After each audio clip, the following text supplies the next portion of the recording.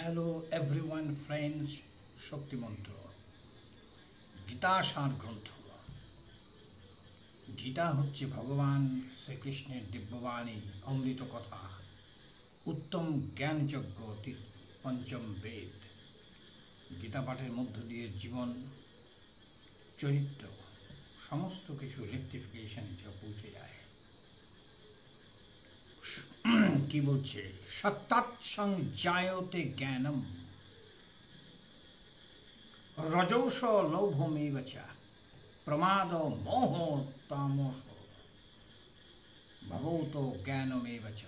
সত্যগুণ থেকে জ্ঞানের জন্ম হয়, আর রজগুণ থেকে আসক্তির, লোভের জন্ম হয়, আর তমগুণ থেকে প্রমাদ, ভুল, ভ্রান্তি, মোহতা, অজ্ঞানতার জন্ম দেয়। যা ঘটছে চারদিকে সব তমগুণের বহিঃপ্রকাশ। আমাদের সত্যগুণের প্রকাশ ঘটাতে হবে। ভালো থাকবেন।